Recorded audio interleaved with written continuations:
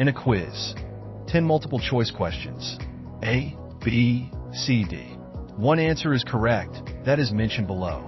Below is a hypothetical example of a trending news update regarding a fire incident in the United States.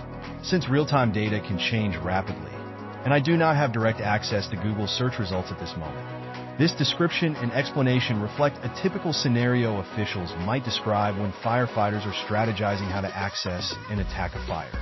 Please like, subscribe, share, and comment. News story. Firefighters are coming up with a plan on how to access and attack the fire, officials say. Overview. A significant fire has broken out in a multi-story commercial building on the outskirts of a major U.S. city. Thick smoke has been seen billowing from multiple windows, and nearby roads have been closed off. Officials report that the fire began in a storage area containing flammable materials, making the blaze more intense. Firefighters are evaluating structural integrity, securing water sources, and ensuring safe entry points to contain the fire and prevent further spread. No casualties have been reported so far, but a few individuals have been treated on scene for minor smoke inhalation. Detailed description and explanation. 1. Initial assessment. Upon arriving, the first engine company scout the building to identify the seat of the fire, the main location or origin. They look for signs of weakened structural elements, such as bowing walls or sagging floors. A 360-degree size-up around the building is performed to locate any secondary fires or hazards. 2. Establishing a command post. The incident commander sets up a central control area to coordinate all responding units. Communication is key. Radio channels are established so firefighters, paramedics, and law enforcement can stay in contact. 3.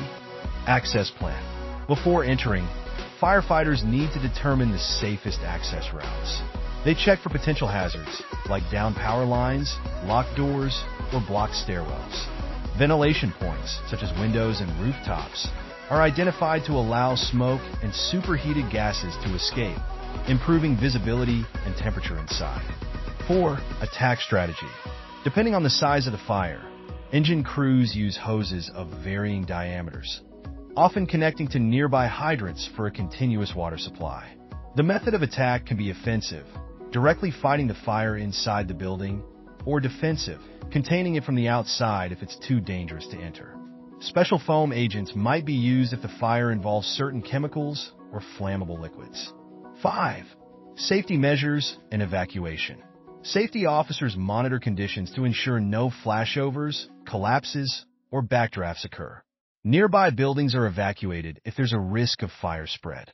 Evacuation routes for firefighters themselves are identified before any interior operations begin. Ongoing assessment and updates. Officials hold regular briefings to reassess fire intensity, location, and any changing threats. If flames are knocked down in one area but flare up elsewhere, firefighters shift resources accordingly. By methodically planning access routes, water supply lines, and defensive positions, firefighters aim to contain the fire quickly and minimize damage. Please like, subscribe, share, and comment. Quiz. Below are 10 multiple-choice questions related to firefighting tactics and the scenario described. Each question has one correct answer indicated in bold. 1. What is typically the first step firefighters take upon arriving at a scene? A. Begin spraying water immediately. B. Conduct a thorough size-up of the scene. C. Evacuate all civilians within a 5-mile radius. D. Break all windows to release smoke. Correct answer B. 2. Which term refers to the point where the fire began or is most intense? A. Backdraft. B. Rollover. C. Seat of the fire. D. Flashover. Correct answer C. 3. What is a 360-degree size-up? A. A regulation requiring firefighters to wear protective suits. B. A complete survey of the structure from all sides to assess hazards. C. A method for connecting to fire hydrants. D. A technique for creating defensive perimeters. Correct answer B. 4. Why is ventilation important during a fire attack? A. It makes the fire more intense. B. It helps remove smoke and hot gases, improving visibility and safety. C. It replaces the need for water in some fire situations. D. It prevents firefighters from entering hazardous areas. Correct answer B. 5. What is the primary purpose of setting up a command post at the fire scene? A. To store extra water hoses. B. To coordinate communication and resources among all units. C. To act as a resting area for firefighters. D. To direct civilians toward the fire. Correct answer B. 6. Which factor most influences whether firefighters use an offensive or defensive attack? A. The number of fire engines available. B. The desire to use the most water possible. C. The structural stability and safety conditions inside the building. D. The color of the smoke. Correct answer C. 7. In the context of this scenario, which statement best describes a backdraft? A.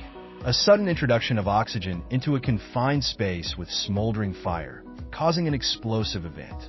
B. A method of cutting through walls to reach a fire. C. A defensive maneuver to protect other buildings. D. A quick exit strategy for firefighters. Correct answer A. 8. Why might firefighters use foam agents in certain fires? A. They are particularly effective on chemical or flammable liquid fires. B. They make the building cooler for entry teams. C. They ensure that water lines do not freeze. D. They're a substitute for breathing apparatus. Correct answer A. 9. What key safety practice is crucial before firefighters make an interior attack? A. Immediately removing all furniture inside the building. B. Confirming viable escape routes and monitoring structural stability. C. Removing all water sources so the fire can burn out quickly. D. Blocking all ventilation points. Correct answer B. 10. If firefighters notice part of the structure is at high risk of collapse, what is the best immediate course of action? A. Continue offensive attack without change. B. Switch to a defensive attack to protect personnel and surrounding areas. C. Remove all equipment from the scene. D. Turn off all fire hydrants. Correct answer B. Note: firefighting procedures and strategies can vary slightly depending on local protocols, the size of the fire department, and the specific incident conditions. Always refer to the latest guidelines from fire safety authorities and local fire departments for the most accurate and up-to-date information. And a quiz with 10 multiple-choice questions. A, B, C, D. One answer is correct that is mentioned below.